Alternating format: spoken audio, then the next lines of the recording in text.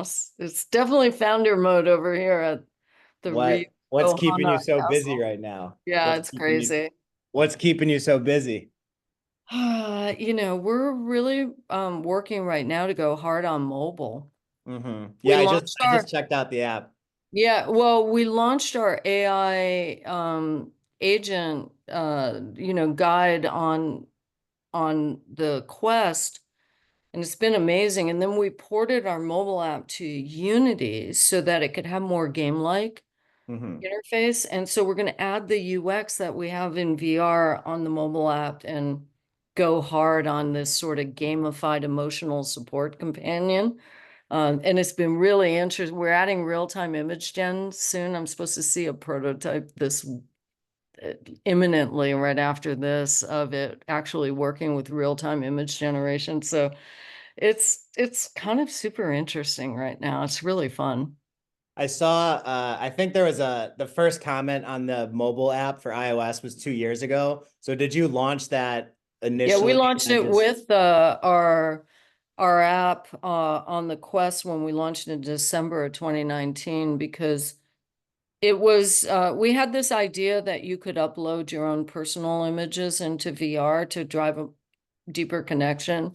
Mhm. And of the users who do that, we see 400% more engagement and they have active sessions. 61% will have active sessions about 6 months after their account creation date. So in VR, that kind of retention is really Yeah. good.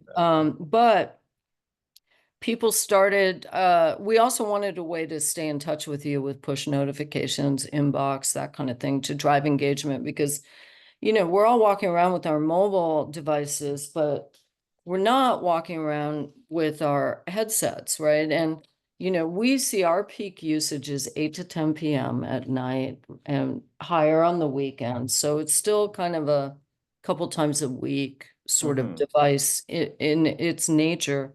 So getting people, to stay in touch with them and send reminders and streaks and all those kind of things, the streak notifications, that we knew mobile would be critical hmm for success of the company and driving retention.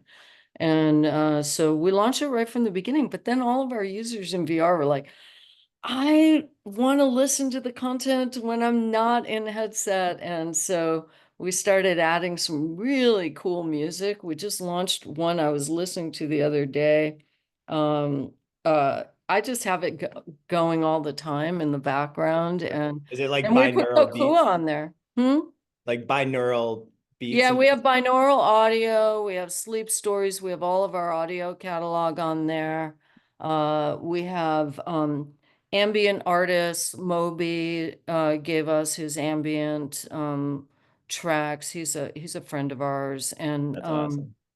uh David Starfire is our head of music, so he knows all these amazing, I mean, besides being an amazing musician, all of hmm his friends have contributed. And then we have these cool mesmerizing animations. So you're going to see more and more cool stuff come on mobile. Um, and it's for us, the big focus is how do you go cross-platform? I've always believed in the layered audio approach. So we will be on the AI glasses, the audio platforms as well. And that's the next frontier for us to start deploying on after So we can expand we take it mobile. back to like I was Yeah. looking through your background. You're on the board of advisors for Tapjoy. They No, were I big. was board of director, not advisor. Yeah. Okay, even stronger. You were a They were COO. acquired by Iron Source, and then Iron Source got acquired by Unity. So. Yeah, they were a big deal for Mhm. advertising. I saw Mhm. your vice president, and then it looked like COO of digital at Electronic Arts or something like that. EA Online. I came in through an acquisition of a mobile game company I ran tech at called Jammed Out Mobile. And we were Mhm. one of the first really big mobile game companies. And we went public in 2004, like back in the day. And then we got acquired by EA about a year after we went public. And then I ran EA Online while I was there. And so, were you the COO of all of Electronic Arts online stuff? Or I was SVP of, I started off as COO And then I got promoted to SVP of EA Online, and I reported in John Riccatello for Wow. most of my tenure there. And then an awesome guy who's actually doing some cool stuff I can't talk about in AI rendered environments. Mhm. He was my COO, Bharat Vasan.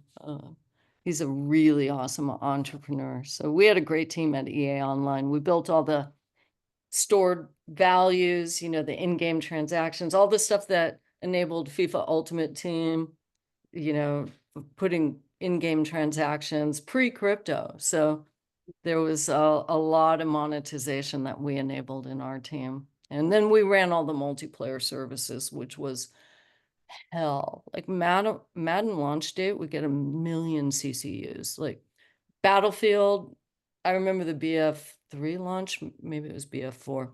One of them, like launch date, everything melted down. Yeah. It was the worst job. Been through it. So Yeah, you, I've I been mean, you have through an it. insane background. When did like the VR bug bite you? And specifically also on the meditation side, was one before the other, or how did you kind of come to Tripp? Yeah, I started meditating when I was actually 15, and it was, Probably, I was gonna say maybe you yeah. started during Battleground 4's launch. Okay, that makes Yeah, no, I needed it being a woman working in the games industry. I needed a sense. strong meditation practice for sure. Yeah. But Did you say I 15 years old? yeah, I went through Uh, this mental health crisis as a teenager. I had a pretty challenging early start to my life. My mom was a heroin addict, and I now know she was probably self-medicating some mental illness. She's since passed away, and when she left, we had so much forgiveness between us, and we're able to kind of get to a place eventually of real love and connection. But it was really challenging because she was a very sick person, and as a little girl, I had two younger sisters and took on all this responsibility, and I kind of hit a breaking point. And for me, understanding that journey has really helped me as the CEO of Trip to, mhm. I feel very motivated by the mission to help people in trouble. And also, and that person can be not as extreme as what I went through. We all struggle with managing our emotions, etc. So I ended up in a psychiatric hospital on what they call a 5150. It's a 72-hour hold where they consider you a harm to yourself and potentially even others. And um, the woman that they connected me with for the follow-up care, she had just come from Nepal and had learned like this Tibetan meditation practice and specifically a breathing technique called Kumye. And I was having this major panic attack in her office during this period.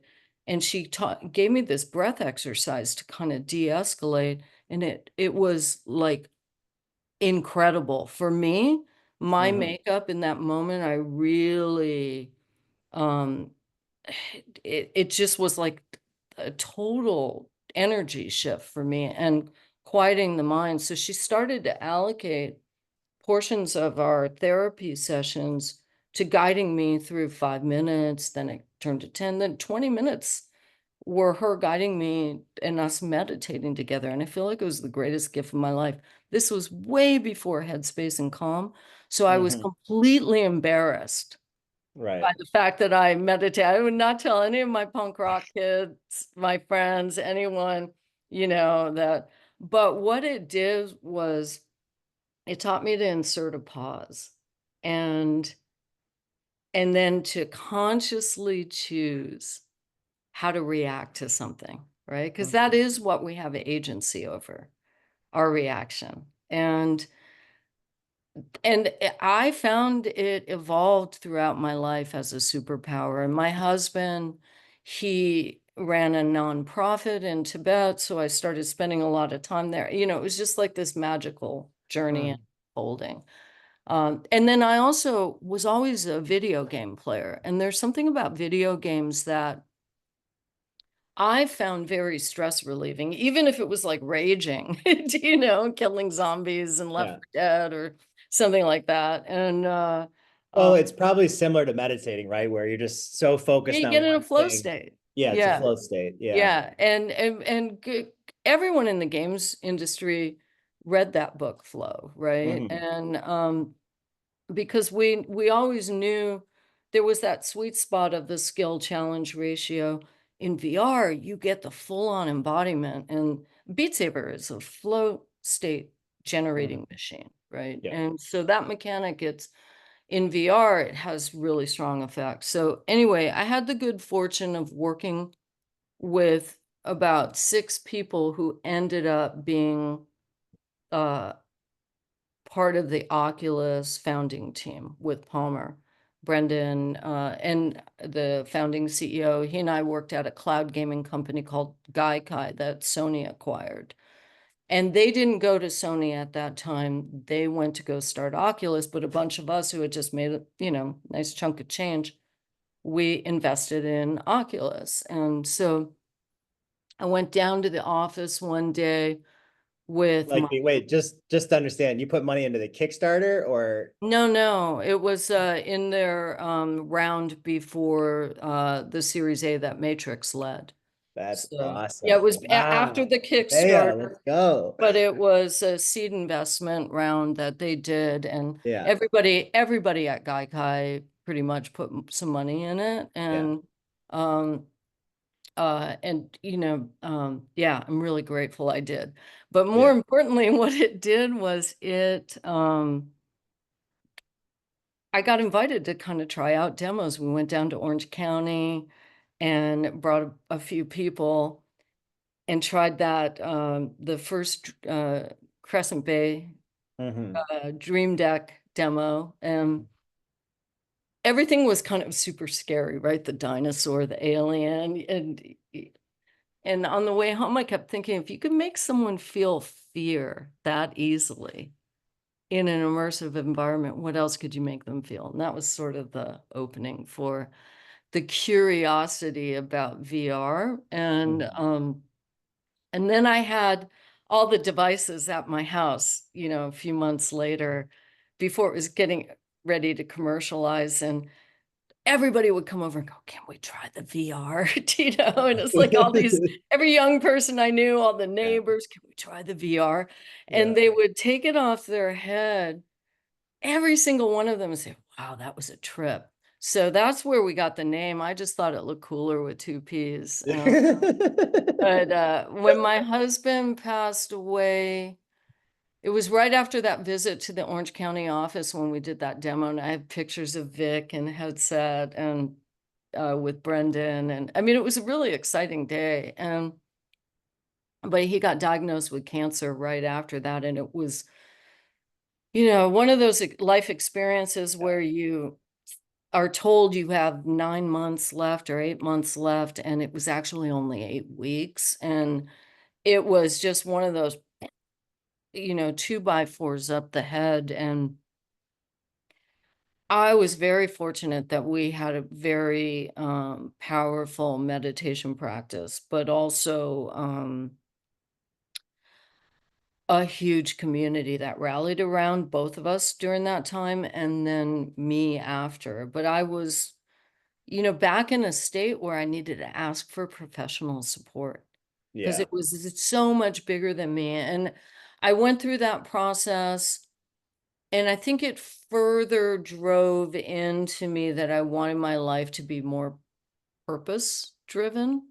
My husband had that, and I could see at the end of his life, he felt very at peace, even though he wanted to be here longer. He felt very at peace with his contribution. He had run a nonprofit that built schools and um, an orphanage in Vietnam, and things he felt really good about during his time here.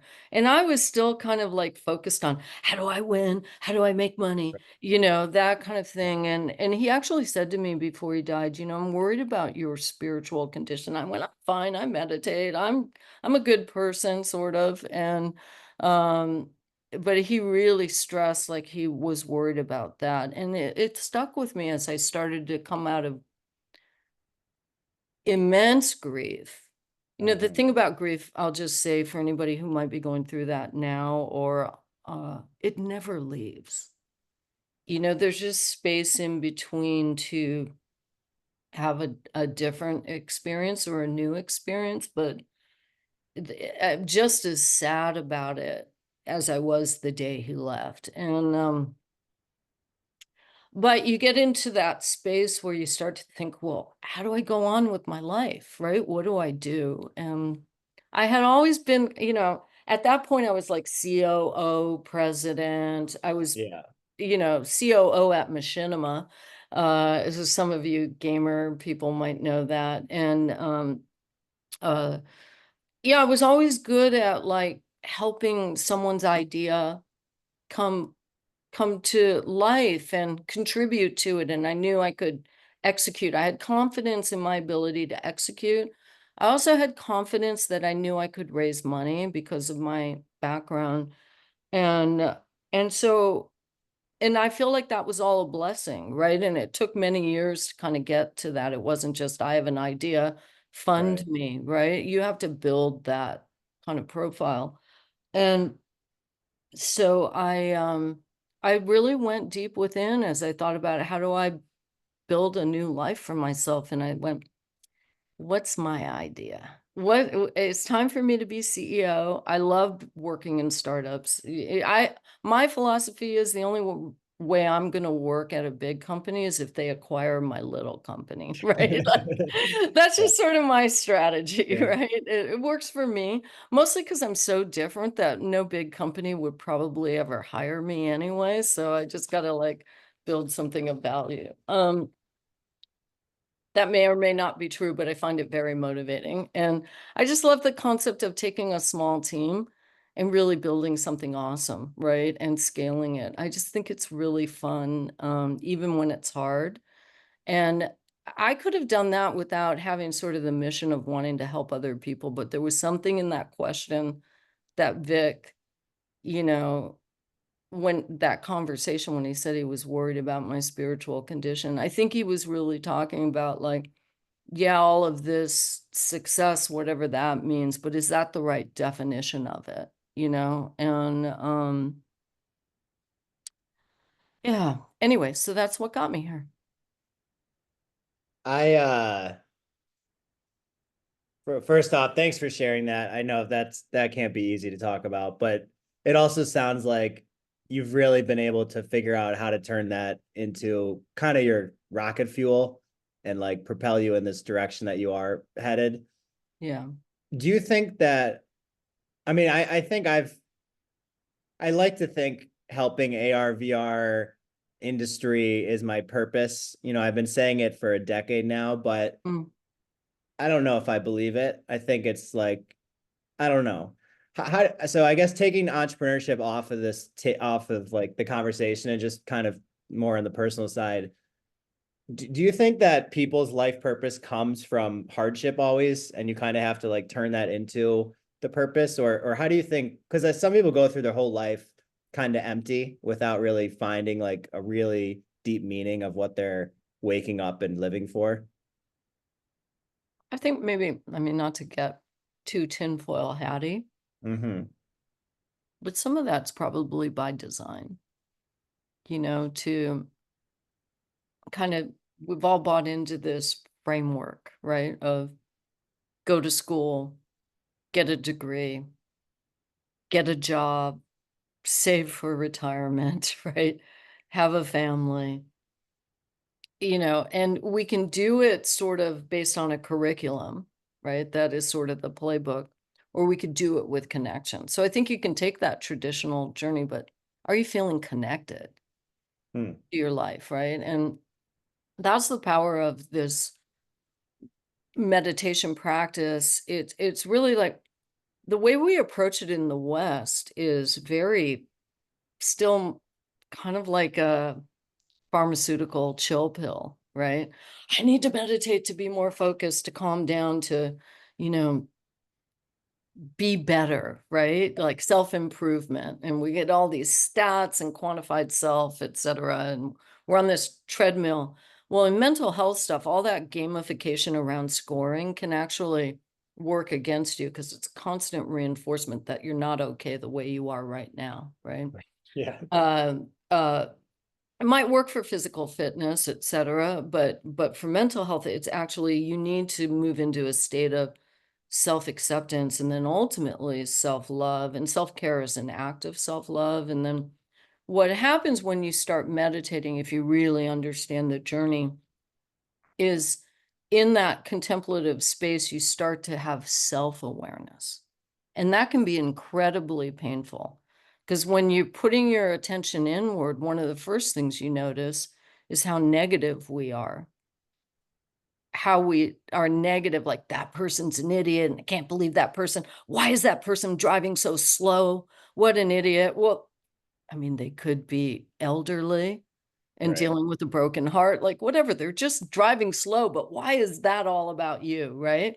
So when you get that self-awareness and then you start to hear how terrible you are to yourself, Hmm. the way you drive yourself, right? Always in the future, always worrying about something that happened before, never really being present in this moment, which is the only space that we're truly alive in.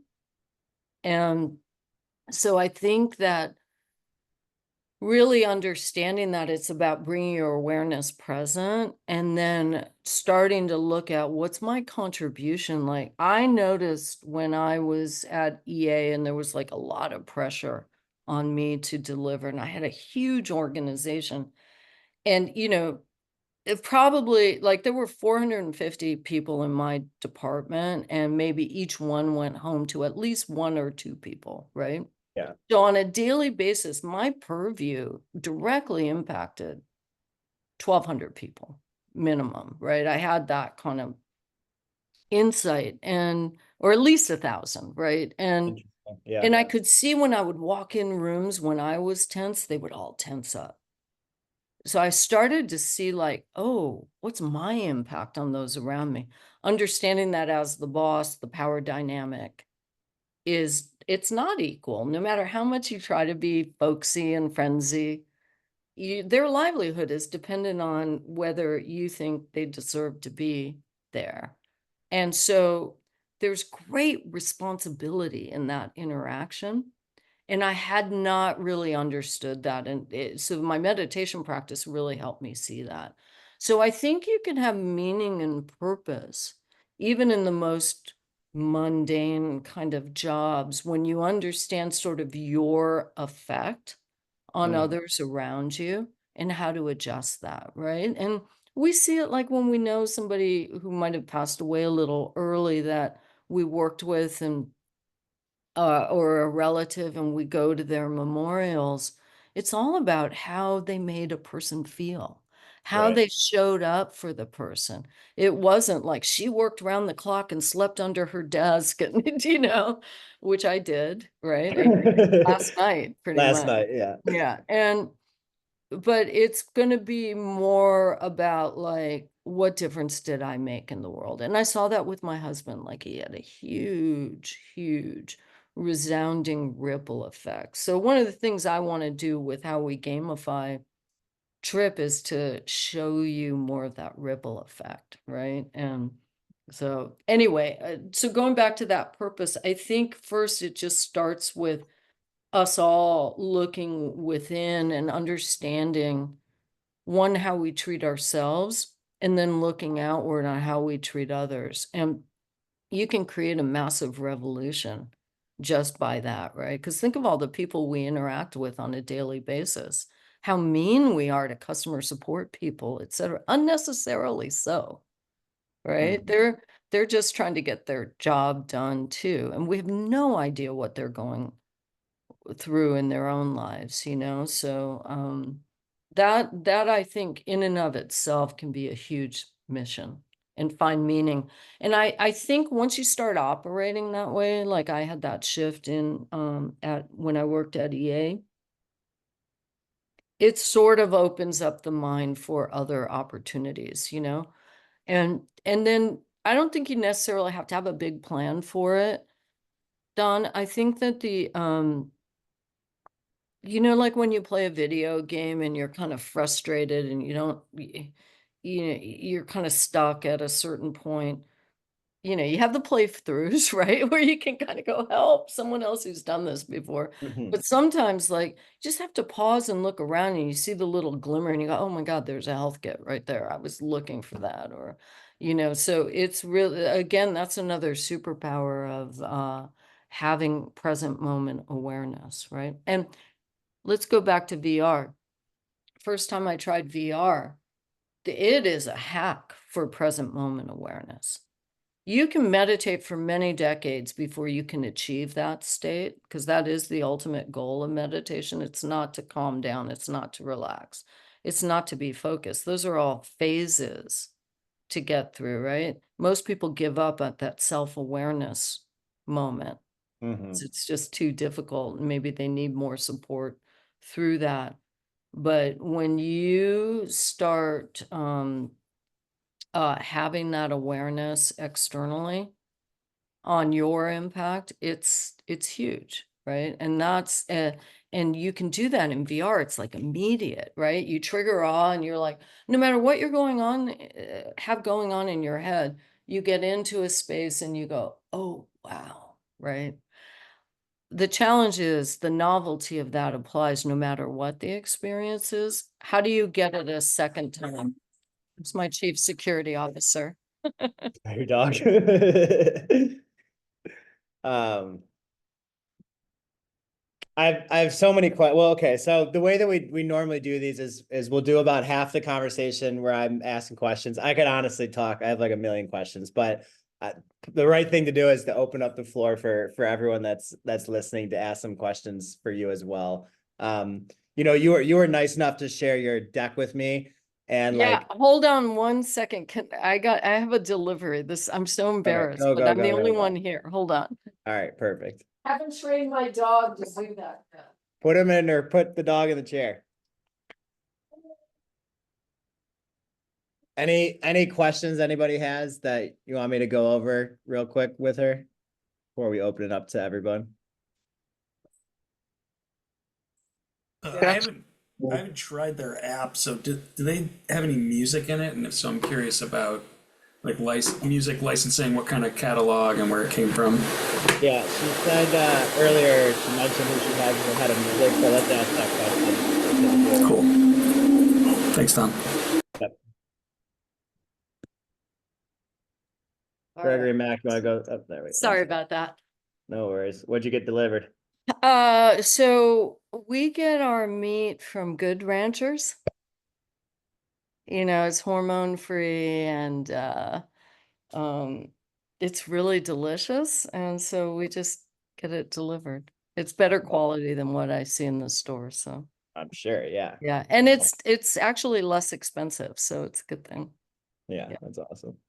All right, so I saw your deck. You're killing it. You're killing on revenue. I mean, it was maybe, well, you shake your head, Well, but yeah, I don't want to share it with I everyone. won't share the numbers, but you're killing it, like really killing it. And I was mind blown. You've raised almost 30 million. I don't know where you're at now, but you've done an incredible job. 26 and a half. Yeah. Mm-hmm. 26 and a half. Mm-hmm. You're mission led. It sounds like you've picked a team of people that, to your point earlier, I assume what each person you hire, you think like, okay, who are their families? How can I treat this person right so that their family feels better? And like those families also have people they interact with. So like you're literally hopefully probably causing good vibrations Yeah, for there is thousands a of people. challenge with that though. Being a wellness company, I think some people join Trip and think like, oh, we're gonna have 2-day work weeks and it's run Right. by this nice lady and nice lady CFO. And my CFO, Catherine, she's as competitive as I am, and I'm a gamer. Like we want to win Yeah. as well. So I think sometimes people are surprised at how aggressive we are. But there is a fun to business that I think if you embrace that, it does help it, especially when it gets hard too. right? Yeah, that balance is very hard to find because Yeah. to your point, yeah. Yeah. You And then want I to take care of people, but we also have to push ourselves because I feel that there's a huge opportunity Mhm. in our hands and it's so rare and we don't want to blow it. And that's the mission driven Mhm. mindset. You have your North Star, which Mhm. is incredibly valuable to motivate a team. Mhm. All right, so I'm gonna open up the floor. We had a Great. quick music question from Patrick. Oh, great. I think he missed your earlier point, but can you just talk about, I think a lot of companies aren't really sure how to like license music properly. How do you bring that into the experience? Can you maybe just give a quick briefing on how that works within Tripp and maybe where you started and how you got to where you are today with that? For music. Yeah. So hiring David Starfire, who I met through the Ram Dass organization. David came to work on an experience as a contractor. And he said to me, look, I want to have a conversation with you. He said, you're going to hire me as your head of music. We're going to take this to the next level. So um, I couldn't say no. He made me an offer. He said, you can have access to my catalog as part of me working for Tripp, and I'll start to build a network of artists. Hmm. And that's what he did. We have started to license music as well. And we've had wonderful people who use our app who say they want to contribute music to us, some of those artists. And so it's all to date, it's been very organic, but we are working on a music experience for our app and starting to talk to some of the bigger publishers. And the unit economics have to make sense. But I am seeing a lot of cool things like the team at Endel doing stuff with procedural music to mood that we share an investor with Amazon Alexa fund. And I think what they're doing is really cool. Generative music to me has a lot of promise in today's world. And I think if I were starting Tripp from scratch, I would look at, we've done some experimentation, like the way we integrate stems in from the beginning in 2019 when we launched. We work with Justin Beretta from the Glitch Mob and his partner Matt Davis. They have also been nominated for Grammys as Superposition. They do a lot of ambient music, but we took stems, and every session will kind of with different. We have like 10 sound sets, or 20 sets, I think, to date, and they compose uniquely. So there's some variation to it. So that was our initial approach, and we did that with Justin. I think it's just building a community around people who really vibe with what you're doing. And but now we are starting to license. We licensed something from Tiesto and Skies, and I am meeting with some big publishers now. I am an investor in a new product coming out soon called Realize Music on the Quest. And it's really awesome. And they have a full music library that they actually did a pretty significant deal. And it requires that they be a subscription product because of the monetization. So, it all depends on the approach you make. That's a angel investment you made into Mm-hmm. it. That's cool. Mm-hmm. Yeah, I'm also a teeny investment in Deepwell as well, the ones that did Zengens. Oh, I'm not investing anymore right now. I'm just kind of tapped out. I want to see how everything goes over the next angel 40 investments days. are hard to make money with. But it's Yeah, it's hard to if you make can money. if you I've can lost a lot with advise, it. yeah, if you can advise, which obviously you can, that's very valuable to the company. Well, that's usually what drives a lot of my smaller investments. If I like what somebody's doing and I'm willing to be an advisor, I don't want to be an advisor without putting money in it, because why would I spend my time advising if I wouldn't invest in them? That's kind of how I think of it. So even if it's like a small check, like 10K or something, it's kind of like if I'm not willing to do that, it's sort of like an indicator to me. Yeah. I know I can be helpful, but for what, right? At that point, Yeah. like I want to believe in it too. Spend your time and money. Yeah. All right, cool. So let's open this up to the floor for everyone. Nanea, pretty much everybody here is trying to do what you've done as far as become a successful founder here. So I'm gonna bring Raghu up here. Raghu, can you Oh, unmute yourself? pickleball. That's gonna be awesome. Yes. Try it out. It's on the store. Please try it. Pickleball I One. will. I will.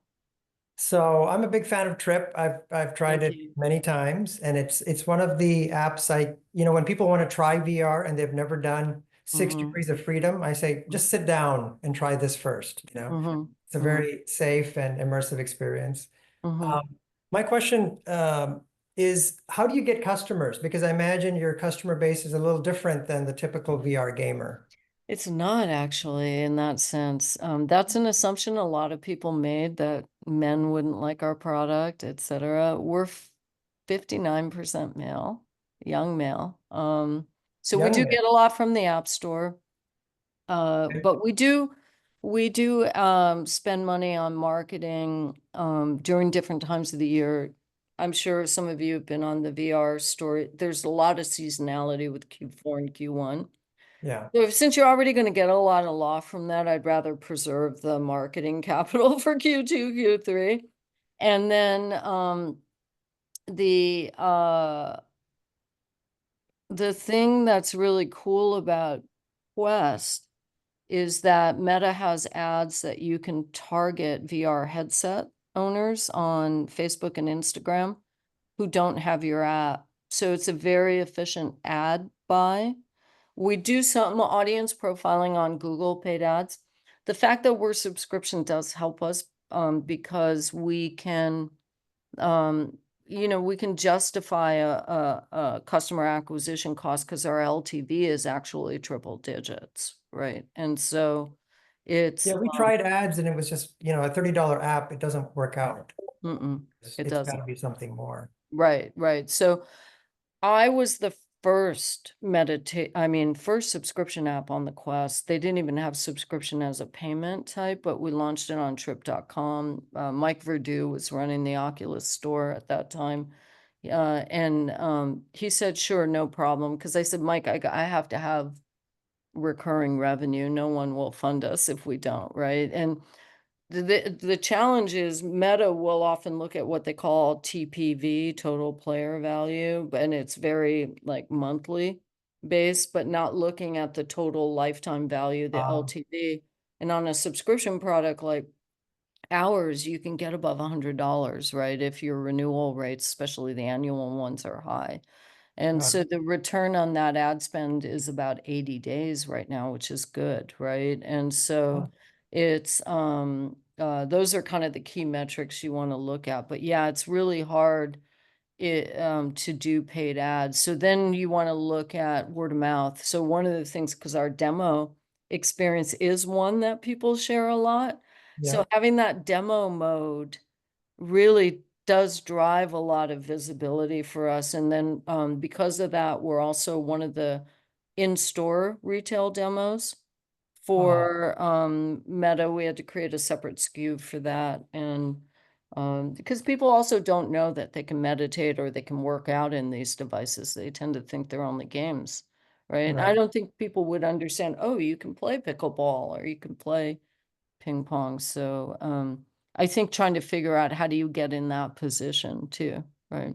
Okay. And Yeah, one word last of mouth. question. Do you see a range? Did you try a different range in terms of how much you charge per subscription? Like, did you try going up to Yeah. We $30? tried to launch with the price that we had now, but we had a smaller catalog and the hate we got, oh my God. Like Yeah. it took many years to get rid of the 1-star subscription hate.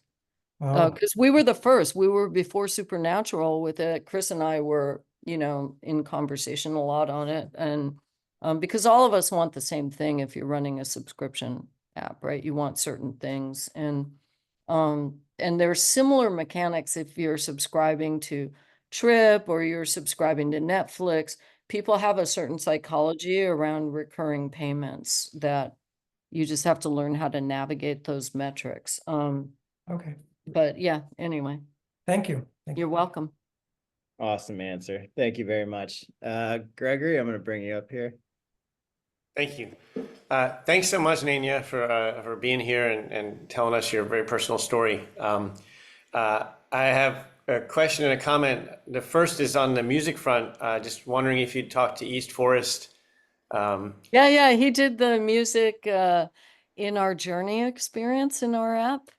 Yeah. So if you tried, it's an homage to Ram Dass, and it's probably the most trippy trip in our app. But East Forest did the music in that, yeah. Superb, superb. That brings joy to my heart. Yeah. Tell me what you do. What's D-Sky AI? D-Sky is actually working on a micropayments infrastructure Cool. for creators, so that when their art is explicitly or even subtly used in AI outputs, that we can compensate all. Monetize it. Yeah, we're adding an earning feature on mobile too for people who help us train our AI. I'm really proud of Kokua that launched in our app. The AI, I mean, it's been amazing to see people interact with it. And I think we're the first voice interface on the Meta platform with like voice chat with an AI. It's weird for me to hear my own voice kind of be supportive back to me. Uh-huh. But you'll see us explore some of that capability. So stay tuned. But I'd love to learn more about what you do too, because I am thinking about earning models around AI Mhm. and new ways for people to earn and participate in the success of our company. Okay. Yeah. Yeah, I'd be happy to send you Yeah, some. I'd love to learn more. Great. My other question was simply about if you could basically just perhaps tell us an anecdote about your funding journey. Yeah. I didn't. So it was easier when I first started pitching. Early on, and again, like I knew I could get the meetings. That's the hard part. It doesn't matter. All of my female founder friends are like, women don't get funded. I can't get me. It's not about that. It's like investors, they're scaredy cats. So they need to mitigate risk, and they tend to fund repeat founders because mitigating, even if you have an awesome idea, then you have to get to, they go, oh, we love your idea, but is this person capable of executing on that vision, right? So some people can bookend that with like a really hardcore technical founder, etc. But so I knew that I could get in the meeting and pitch them on the idea. So the first check, the $4 million seed round I got without a prototype, was actually really easy to get. It was the second check that was really hard, right? Because by that time, VR was in sort of the trough of disillusionment on the hype scale, and people had already started to get burned on their 2015 VR investments. Yeah. And then, the Quest was such a big success, but it kind of peaked in 2022. The last 2 years have been on the other side of that. And now we're hoping with the Quest S, and Apple's going to be a little slower to ramp, etc. So people are not in love with VR right now. And but the way that I tell the story, and it's kind of the way I've always told it, I see a lot of similarities with the early days of mobile and VR. It's the same. I mean, we heard things like, we had people, really big investors, say, no one's ever going to want to play a game on their cell phone. All people want to do is talk on the phone, and they only want these cell phones for emergencies. We heard that, right? And it's all been proven wrong. So sometimes you just got to barrel through it. But the way I tell this story is that it's less about VR, AR, mobile. Everybody's thinking of it like device verticals and form factors.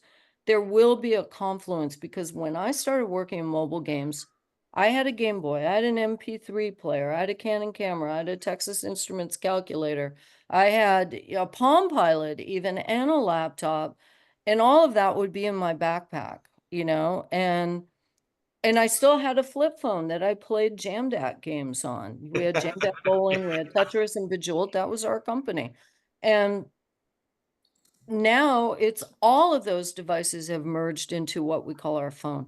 I do see a future where all of these modes, ambient, audio only, augmented overlays, full immersion, are going to appear on something we call our glasses, right? And I've seen some advancements on cloud delivery, GPU in the cloud that people are deploying now for AI, that spatial is going to greatly benefit from, because you'll get a much lower device profile. Yes. Questions? Thank you. You're welcome. Thank you. Thank you. All right, Mac, let's bring you up. Thanks, Don. Thanks, Nanea. Kind of poking on Gregory's conversation, still funding related. You know, you mentioned that you built confidence with your investors by focusing on the recurring revenue.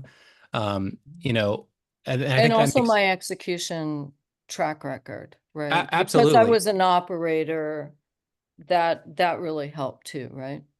Absolutely. And I'm just thinking, like, if we were able to extract the operator layer in many ways, because we don't have that experience yet. But like, what other parts and notes in your presentation, your deck, your storytelling with these investors is resonating with them? And I think Well, the recurring revenue piece is like a great bullet point to drive home. yeah, Were there other similar ones? recurring revenue. But what I did recently was refactor the deck. So I think there's only like 1 or 2 really small pictures of VR in there. And I'm Yeah. focusing more on the technology and the platform and positioning VR as a proof point of that emotions-based AI that we've built. And also we methodically started off with that vision. My first deck has someone in a headset and the headset saying, "How do you feel?" And it's generating, right? And they got wearable data coming in, the whole thing. So it was all about the sense state. So I focus on the tech platform, the patents we have, and that VR, we nailed it with that. And we're moving to mobile now with this, you know, next phase of it. And then we're going to the ambient audio platforms. So, you know, it's kind of like, sometimes too much revenue can work against you too, because then they dig too much into the unit economics. So it depends on what stage you're. For a company at our stage, the unit economics are important. They're expected, right? When you get to Series B. But early stage, it's all about the vision, and even like the model, it's less about how the model ramps. I mean, where it's more they want to see how you think about the business. That's really what you're selling, is you. Because oftentimes, like, these guys have, these people have seen everything, and they know that only 5% are going to get to that $5 million revenue mark. So they're really investing in you and your vision and your ability to execute. And so it's really like showing them how you think about that and getting them excited about the opportunity. And they're also thinking, the first thing they're looking at is, how big can this get and when? That's like, so you have to answer that in your pitch. How big this can get and when, and why I'm the person to make this happen. Those are kind of like what I would focus on. So even without the track record, if you can explain the story of why I'm the one to make this happen, because I've built this awesome team and we've proven out this with just some early data and testing, that can help you push through not having a pre-existing track record. And I've seen that a lot, right?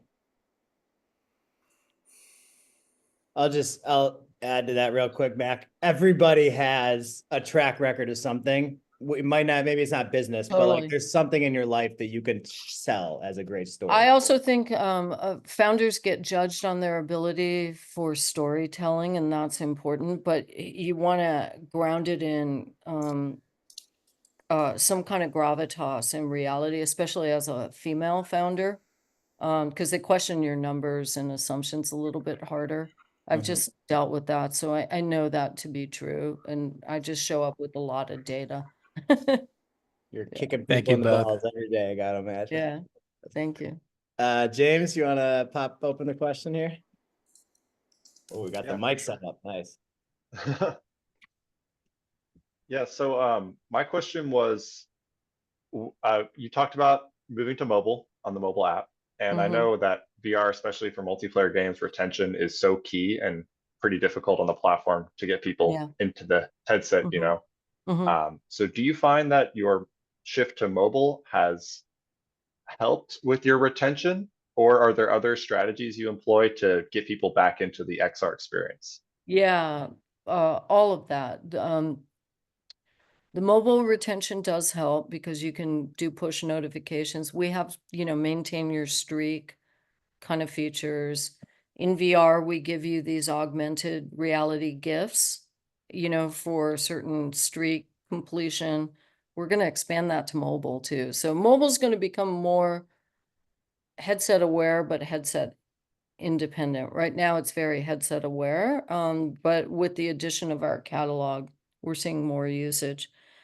Some of the other ways to get people back in, if you're VR only, are frequency of updates. So that we update the audio. We automated all that with AI. That's why we have the avatar that uses my voice. I just didn't have time to go into the studio anymore. So for a year, we've been authoring. We even created other AIs. We call them the council to rate and score the AI output of the text. And then anything that's a low score gets trashed. No one even looks at it, and the others get promoted to the voice avatar. All that's been automated. And then we realized we had everything in place to launch Kokua, the AI agent, right? If we put some other infrastructure in. But when you launch new audio content or any kind of new feature, like we were launching it weekly, and we do those Mhm. dev posts Yeah, that show up in the store and on the Horizon feed. That really does help because it goes out to everyone who has installed your app.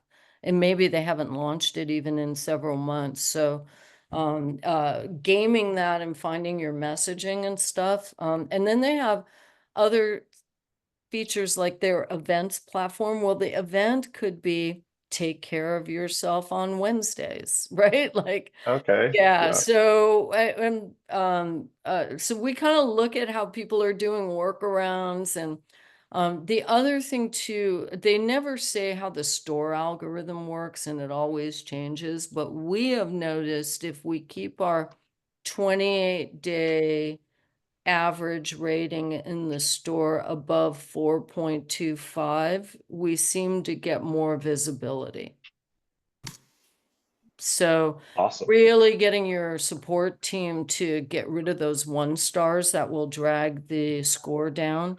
We're always looking at that 28-day Retention. score. Yeah, that it's more the rating number because that's how the algorithm skews your featuring, right? So that's those are kind of like important things I would look at. Awesome. Thank you so much. Yeah, and then emails. We do email campaigns. Yeah, Lots of emails, and event-based emails, not just one size fits all. It's like customers who haven't done launch the app by X, so that because you also have to be careful with too many untargeted blasts. It could trigger more for us unsubscribes, right? for sure. Yeah. Awesome. I appreciate it. Yeah, you're welcome. Amazing advice there on the rating system and the importance of email targeting there. All right, so if everyone that has their hand raised, can you just write your question in the chat? I want to try to see if I can group them because we want to be careful. We have 5 minutes left. We got to be respectful of Have minute. you guys seen Kokua?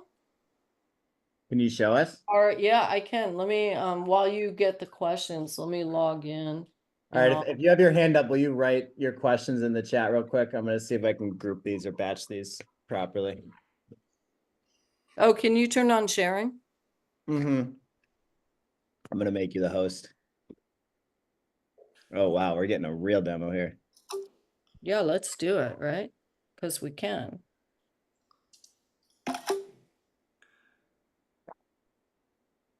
Go cast, computer. Next. Okay. Go here. All right, I see it. Okay, and I'm gonna share, and then I'm gonna go on mute on one side. And you'll hear me from the headset. This is sick. We'll Okay. do this, okay. All right. Turn on the volume. Yeah. All right. Don, what's the name of your Don, group? what's the name of your group? Spatial Collective. Spatial Collective. Awesome. We'll do the closed. We have closed captioning too. Welcome to Tripp. Hello. How are you feeling right now? The more you share, the better. I'm excited to talk to this online group called the Spatial Collective. I'm a little nervous. Can you give me some kind of support in the style of a Shakespearean sonnet too? Because I found that very calming.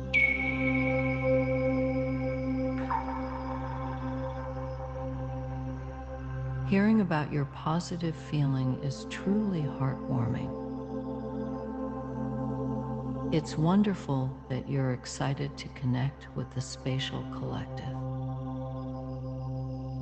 Let's create a reflection inspired by the soothing rhythm of a Shakespearean sonnet to help ease any nerves and enhance your calm.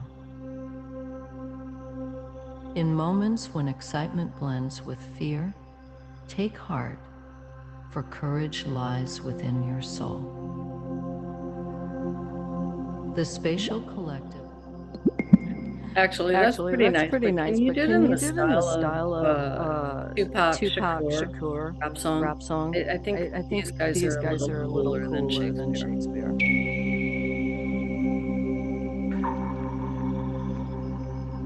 It's great to hear that you're feeling positive about the reflection. Let's channel the powerful and expressive style of Tupac Shakur to create a reflection that resonates with the cool vibe of your group. Absolutely. Let's embrace the spirit of Tupac's lyrical flow to inspire confidence. So we caught a bug. As you step into the space, let your voice be heard. With every word you speak, let your passion be stirred. Feel the rhythm in your heart. Let it guide your way. I don't know if that's gangster. You're shining like the break of day. But anyway, you get it. They're pretty good bars. Yeah. So down at the next thing we're launching on that, hold on, let me come back to sound. Stop share. Oh, I realized I didn't turn off here. That would have stopped the echo. It wasn't bad. I was Yeah. gonna need it. Anyway, down at the bottom, the next thing we're launching is a reflection pool that has real-time image gen. That's So great. that it'll generate images to it. Anyway, so I know we have a couple minutes only left, but I wanted to share that with you guys that we're really proud of this, and we've been collecting feelings from the moment we launched, and that's what we built the whole foundation for. And we're LLM agnostic, so we actually have this whole scoring engine that takes the prompt and determines which LLM is going to get the best response. So it kind of mediates on the back end, and that's kind of part of our Kokua core engine. And we can do that with the voice services, as well as our own services for breath detection and biosignal integration. And then now we're going to start doing image generation with multiple image gen platforms. So in 3 years, are you describing yourself as a VR company, or are you describing yourself? Yeah, it doesn't sound like you're headed that direction. No, and we never did, right? It's more like VR was one. I mean, we really just want to use tech to change the way you feel. And I think spatial is an important element of that. And I think immersion is a very powerful mechanism for supporting someone. I think how we get into immersion is probably going to look very different than how it looks today. I think people will figure out how to create immersive modes even on glasses like the Orion, you know, that were demonstrated, et cetera, because immersion's too powerful to like bifurcate just into VR. I think they'll figure it out. I've seen some cool like snap-on things and that you can augment. Anyway, yeah. Yeah, it's interesting how dynamic you are as a founder. Somebody asked how often Nanea communicates with investors, preferred form. So I over communicate because they've been very stressed out. And I want to help them not worry so much about us because oftentimes they're told there are issues. So I do monthly updates. And some of our lead investors require monthly financials, so I just do an update. And I blast out pretty broadly to our cap table. And then we do quarterly, you know, board decks, and I send some kind of streamlined version of that out. But I have to assume on the broader group that anything I send is going to be posted on the internet and shared publicly. So you kind of have to think about it that way too. There's certain levels of communication. What else do we have? A few questions around metrics. Oh yeah. Nick and Ofer both have questions. Like I guess both on like the side of kind of what do you focus on early on from a metric standpoint on product side, and then also from the acquisition side, how do those metrics tie into? Yeah, so I would focus on retention first before spending money on acquisition because you want to nail your funnel, right? If you have a funnel that has to convert, like upsell and convert if it's free to paid. But also what are the day 1, day 7, day 14, day 30 metrics, and then ultimately 60. Because that's when you've got a customer that's likely to stick with you. But those day 1 through 30 milestones, like what the drop off is. And, you know, ours was not awesome when we launched. We have spent a lot of time hardening that. Right. And I think of games like Destiny and others that launched, you know, in the games industry, and they weren't great at start, right? They really worked on them. Valorant is one too, right? Like, do you really work on those metrics? And it seems like you know those. I mean, is that the majority of your conversations internally talking about metrics? We Yes. have a weekly metrics meeting. I get the data sent to my phone every morning. So after I get up and set my intention to be of service, then I get into the numbers. I look at it because I'm always kind of analyzing the trends, right? High income, you know, low completion rates, even on our experience, can tell me there's something wrong with the service. Abnormal new customer drops. You know, new customers added yesterday, I can kind of hit the ground running, like what's going on. I can dig into, we have Tableau we use to visualize our data, and our data is stored on BigQuery.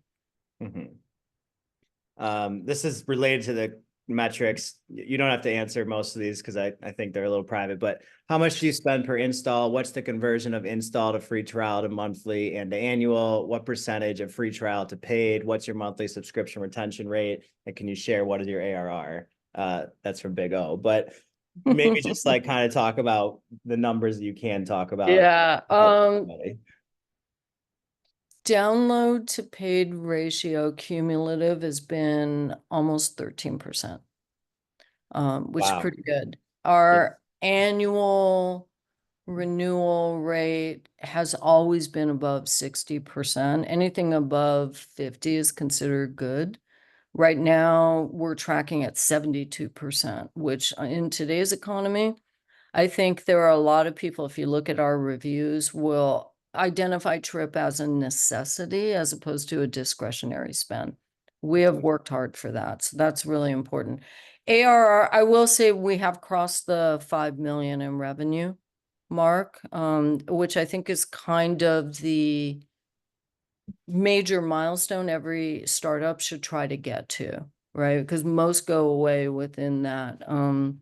But yeah, that's all I'm going to say for now. But I have big ideas, so I still think we're a small business. Don, is it possible to just ask on that, if you don't mind, Manny? My name is Ofer from Villa, and I'm also Hi. kind of in the subscription world. Great. And one thing that I wanted to know is when you think about how much to invest in per install when you run an ad, Yeah, say it your has to be LTV, based on your LTV. yeah, so So say your you want LTV, that LTV to CAC ratio, right, to be above 3. so if your annual is, let's say, $100, do you Mhm. think of it, and let's say you said 13% converts. The bottom line is, how much is sufficient per install for you? If you can just share that, because I'm seeing numbers that are very, very high for install acquisition, like $9, I $16. think it's all about that ratio of the customer acquisition cost to the lifetime value. And your minimum target should be above 3. Does that mean that I So cover? Mhm. if So your LTV, if your lifetime value with a renewal rate on annual is 62%, you can afford to spend, but you also want to look at what's your time for payback, right? On the return on the ad spend. So what's your payback date? So ours is 80 days right now, and which is really good. So it's kind of what's your blended churn. You have to get those metrics. It's not just about how much you're willing to pay for a customer.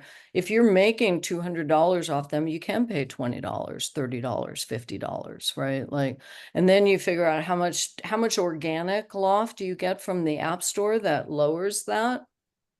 And when you're buying paid ads, is that giving you organic loft in the app stores as well?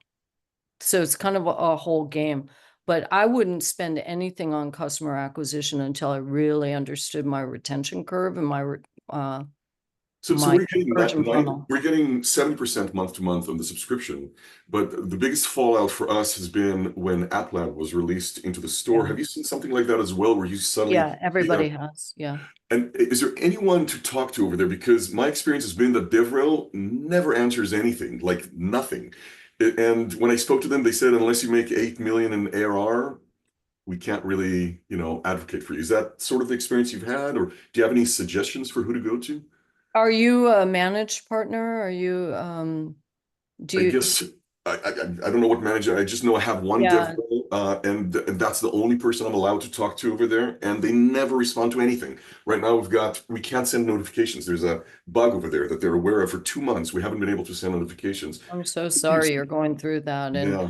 I do know that there is some reworking of the store itself that all of us have been impacted by. And um uh and maybe you'll find comfort that a lot of the managed partners who do have a little more support, because of the revenue traction that they have, they're all screaming on your behalf too. Yeah, yeah. So We were close to 1 million ARR, and we were that's making awesome. 95% less because of what they've done there, and there's just nobody to talk to. Oh, wow. Yeah. Yeah. Um, we've definitely seen some shift in the reach as well. But I think it's just they're restructuring a lot of the categories too. From what I mean, we can see it happening in real time, right? So that's Maybe I'll reach yeah. out to you, and I'll just if that's okay, and just like at least I'll be on your radar. Yeah, you know what? Get I more think stories. what I have found, and this is between all of us here because we're all in it together. I've formed alliances with other CEOs because many of us are asking for the same things. And it helps everyone in the sense that if we see something, because my team's all over the data, we started noticing stuff right away. And so it is helpful if we're not the only ones too, right? That they will kind of get stuff done. But all in, I find that they are really invested in growing this ecosystem and having people be successful on their platforms. So it's just, there's a lot of changes going on as they move into more categories beyond games that maybe they weren't anticipating technically, in the way they architected their category trees and stuff. Great. What's a good way for me to reach you? Should I link? Yeah, LinkedIn's great. I'm very responsive on there. Yeah, thanks, Sophie. Can I ask two more questions? Yeah, sure. All I'm right, cool. good. I'm good for a few more minutes. Yep. All right, perfect. So there's two questions that are about team. Yeah. One is like, what were the roles of the co-founders early on when you were picking co-founders for yourself? And on the same side of the other coin, how important, we're kind of thinking about who were the first 3 hires and why did you hire them?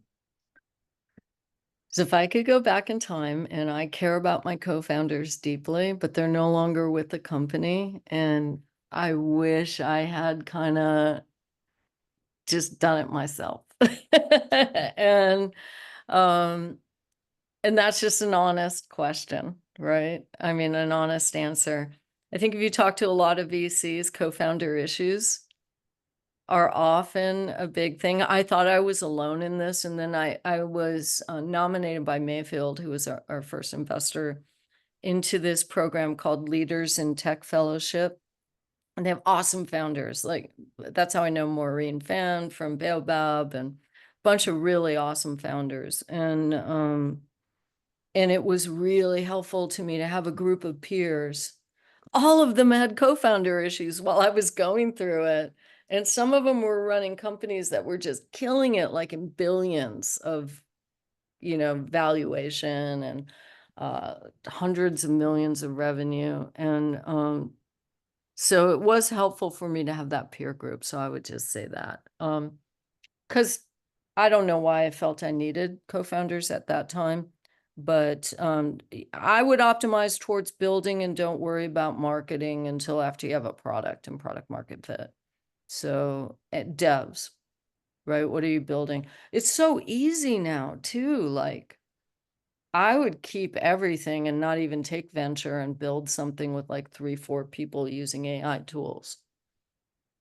And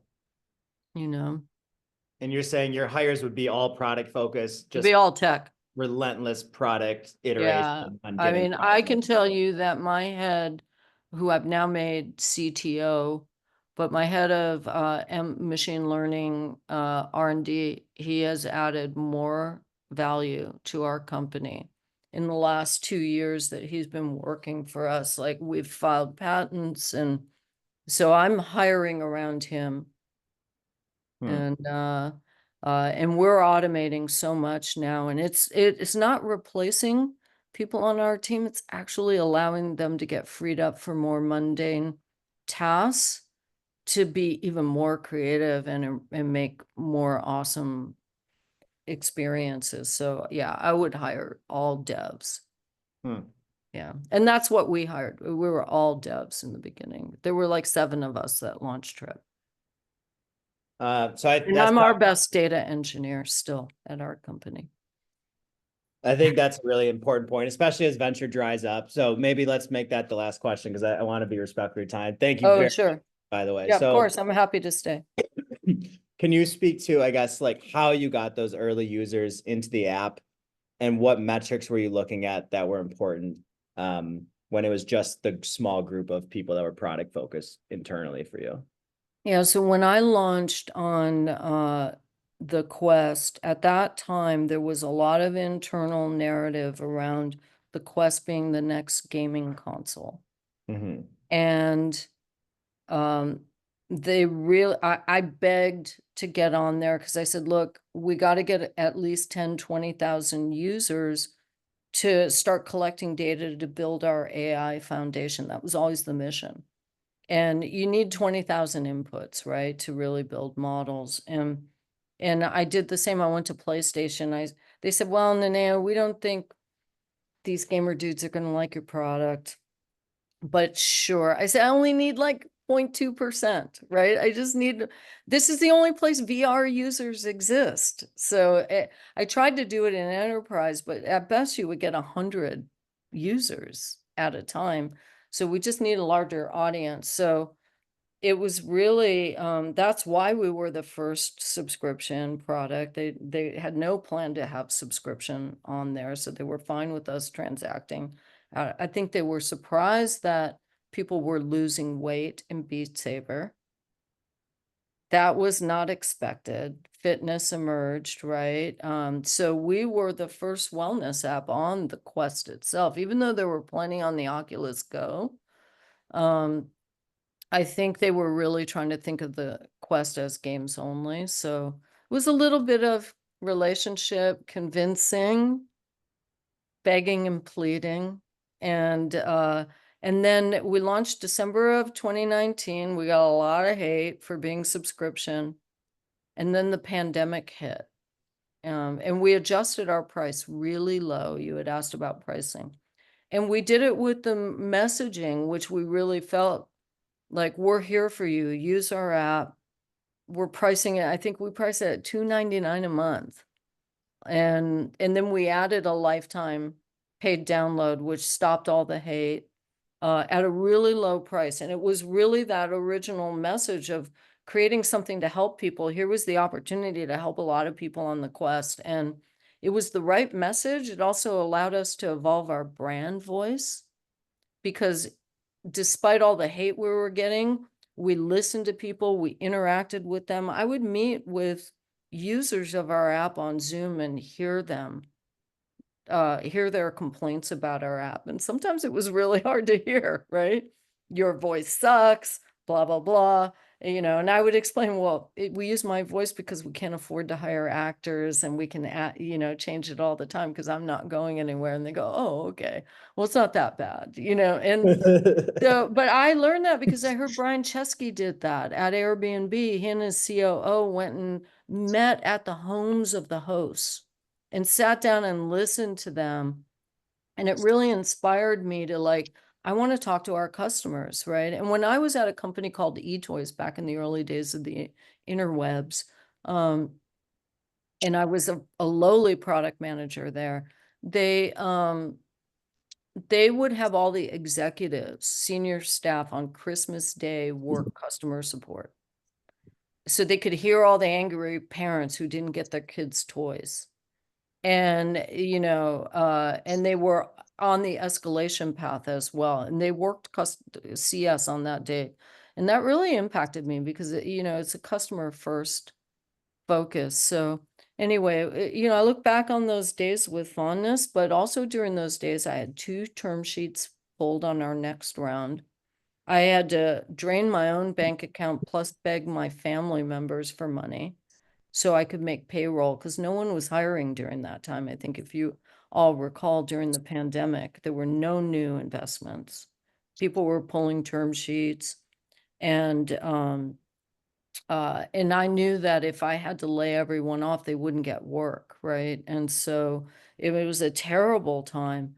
And to see people start using our app, we got an email from a bunch of veterans who were meeting against the law at this one guy's house who had a Quest 1, and they were using Tripp because they couldn't get to treatment for their PTSD, and it was helping them, and they wrote us. And I Wow. actually sent that to a family member of mine who floated us for like 3 months. And I said, I'm going to fight for this. Like, this is an idea worth fighting for. We're on to something.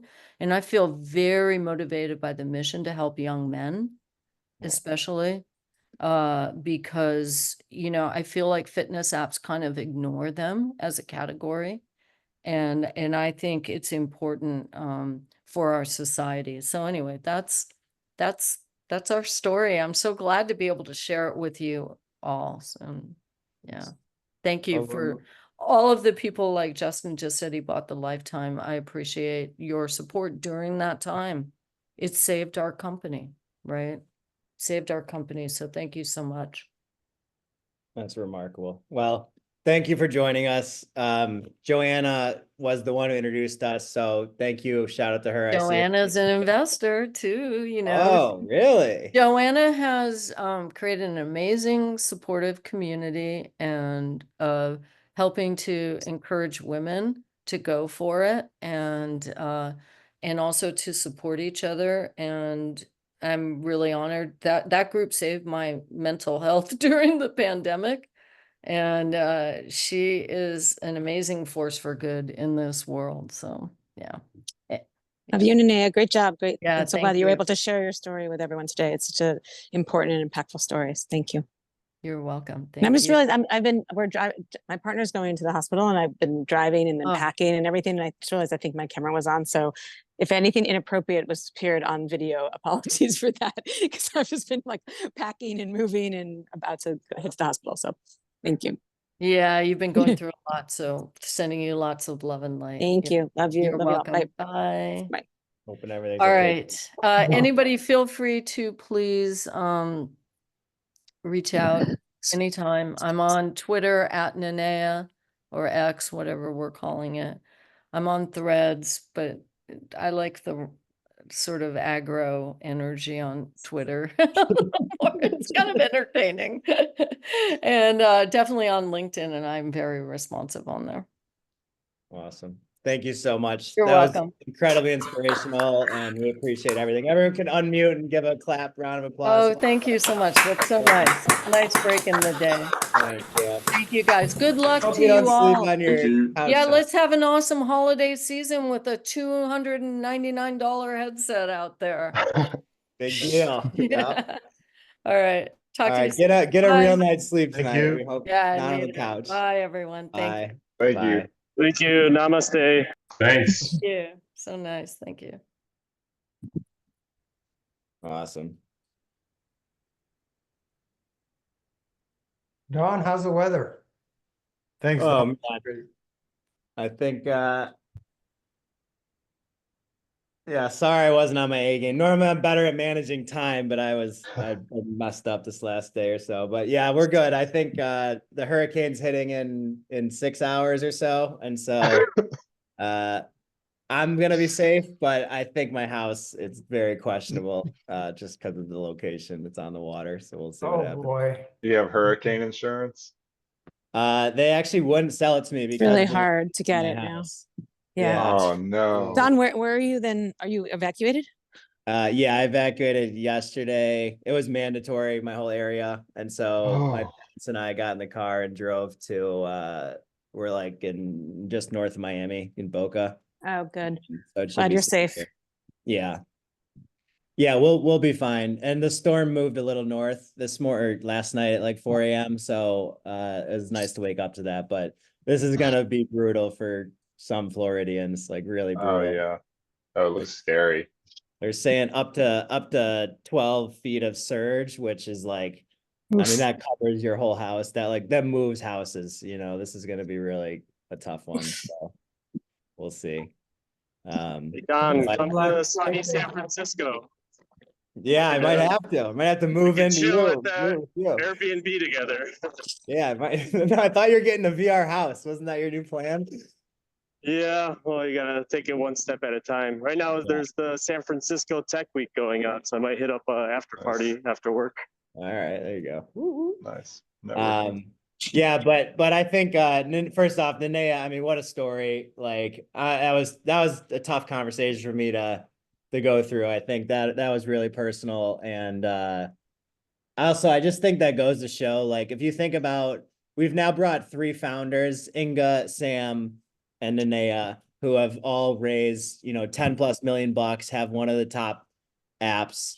Nanea was nice enough to share. She's doing 5 million plus of ARR. Like, I saw her deck. It's ridiculous. She's killing it. And so you just like all 3 of those people, I think, I mean, I felt it at least. There's just like something really special about the story. And I don't think it's like all of us can accomplish those things, but it's like they did accomplish it. And like for her to go through that and to keep pushing forward and to keep doing it. And then, she talked about how fundraising was easy at one point, but then she also talks about how she had to actually fund it herself, at a later stage. Like, frankly, if I got to that point with my last business, you know, I wasn't going to take personal cash out. Like I would have either gotten investment or laid people off, right? So like there's just like something very special about these stories we're hearing from the founders. And I mean she's no exception. Like that was an amazing story. And so I don't know what's everybody's takeaway from hearing that and just kind of experiencing a little bit of what she's gone through and kind of what she's turned it into. I can say that I could really easily relate to a lot of what she was saying, but specifically when she was, when she was seeing how it works for people, and then even the hardship, like you kind of go like, we're onto something, and we feel that as well. Like it's like it is hard, but that knowledge that you're helping people is changes everything. Yeah, I think that was really cool to hear that veterans were getting together in person and using her app to deal with PTSD. To your point, that's one of those things that you see and you're like, how could I not believe in this after reading that? But still, it takes a lot of guts to go forward once you're at that point. Any other thoughts or takeaways from hearing her? Yeah, I think to add on to that same one, just surviving as a business through the pandemic. I had my first VR startup around the same time. I remember when all that happened and it just completely crushed us. And I ended up jumping ship and working for one of our only clients at the time, just as a contractor. And my startup just completely failed. So just hearing how she was able to survive that and like the sacrifices, the personal sacrifices, incredible. Yep. And another thing was, towards the end there, she's very dynamic in the way she's fundraising. And so her target is moving, like she understands, at least it seemed like if she wants to go raise her Series B, which is going to be, a 20 to $40 million round, she's going to have to figure out how to get away from AR VR. To tell that story was I thought that was pretty clear kind of on how she's starting to frame things. And so that was a really interesting thing to notice. I saw the Rec Room founder, Nick, he did something very similar. He had raised 5 million from Sequoia, and then they weren't able to get Sequoia to reinvest into their, $20-30 million round. And so what he had to do was basically stop calling themselves an AR VR company and launch on Xbox. And so he told me they launched on Xbox. They didn't know what was going to happen with Rec Room. It ended up being very successful on Xbox because a bunch of YouTubers, like kids YouTubers, started going on there and reviewing it and trying to show like how you can get the achievements that they integrated into Xbox. But Nick even went as far as to say that like they weren't even sure they wanted to do the achievements on Xbox, but the people at Microsoft required that when you launched their game, however they did it, you had to have achievements. He's like, we thought it was the dumbest thing. It took us like no time. We just kind of threw it in there, and it turned out to be like basically one of the only reasons we were able to go get this insane valuation, raise the 30 million bucks, was because it launched on Xbox because we didn't think VR was working, and we did achievements because Microsoft forced us to. So anyways, I just say that story because it's another good example of, at a certain point, I think it's kind of a clear pattern that you have to move away from VR as your core story if you want to go really raise that 20-30 million dollar round. But I will also say that both Nanea and Rec Room are good examples that they started hardcore pure VR and then used that as their foundation and built on it. So I don't think, if you're at an earlier stage, it doesn't make sense to just like start moving over to AI or whatever at this point. But I do think it's a very good lesson to think about, 3 years from now. Like this is them helping you look around the corner that you build your base in VR, but eventually you're gonna have to think about different platforms and how that works. At least on the consumer side, maybe not on the enterprise side.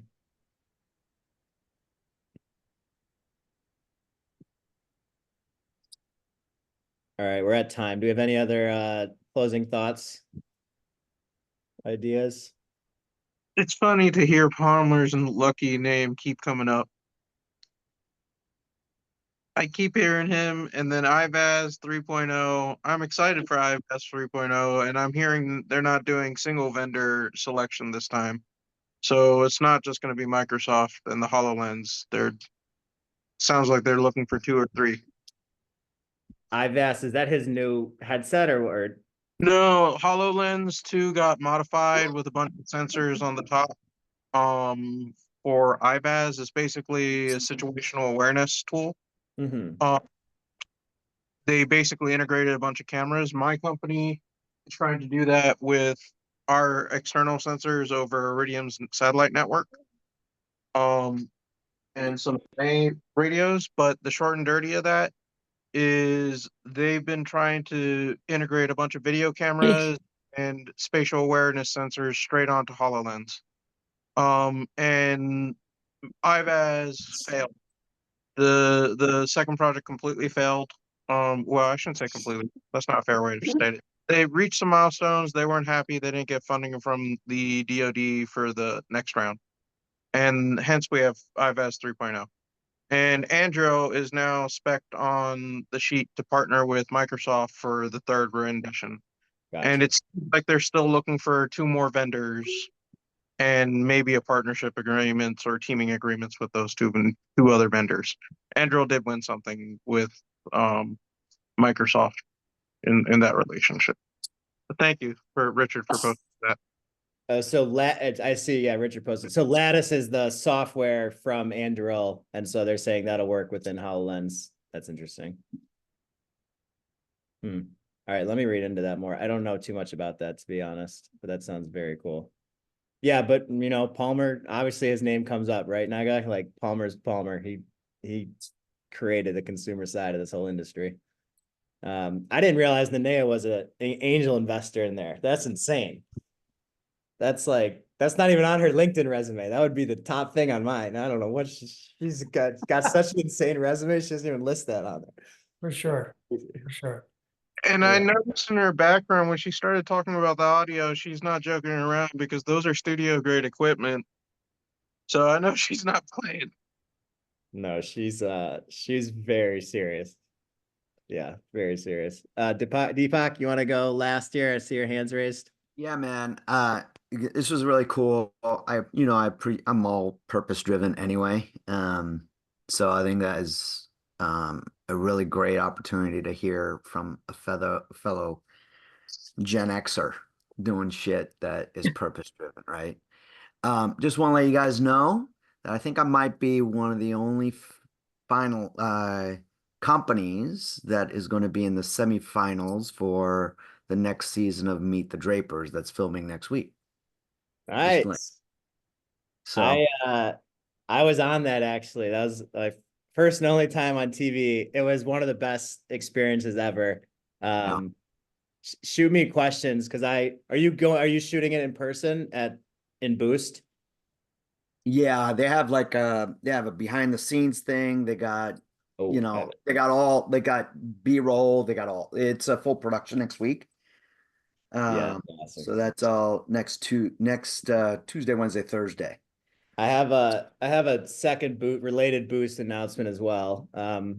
Yeah, that's awesome, Deepak. I love that. I'll send you the video, but ping me with questions because I went through that. It was one of the coolest experiences ever. Yeah, but also I'll hit you up. Perfect. Boost messaged me, Maddie messaged me and said, I guess they're gonna, I think, allow us to nominate some founders that meet certain criteria to pitch on stage at their demo day, even though they didn't go through the Boost demo day from the collective. So she's sent me like the requirements, but that's a great opportunity because they bring in 85 or something investors to the audience. So I need to go get the details on that. But that's a really cool one because basically you'll be able to pitch on stage with the other companies that Boost funded. But you'll be in from the collective as a partnership. So that'll be cool. Yeah, I'll reach out to you because, with the Meet the Drapers show, it's kind of in conjunction with TikTok as well. So there will be an opportunity to kind of bring more awareness to this collective. I think it's important that there's more support for folks on this in this group. You're meeting Tim Draper? Joanna, thank you. He'll be there doing his thing. So okay. All right, I'm gonna hop off, go hang with my parents. Joanna, sending good vibes. I hope everything's okay with you and the family and your partner. Thank you everybody for coming, and Nanea was fantastic. So I hope everybody learned something Thanks, here. Don, for another great session. Thank you. Yep, absolutely. Next week, I'm going to do a fundraising workshop. So I'll send out RSVPs for that. I'm going to lead that and go through like exactly how I fundraised and the process they used. And then after that, we have 3 VCs coming. All right. I'm going to go fight this hurricane. Adios, everybody. Thanks for coming. Stay safe. See you later. Bye-bye.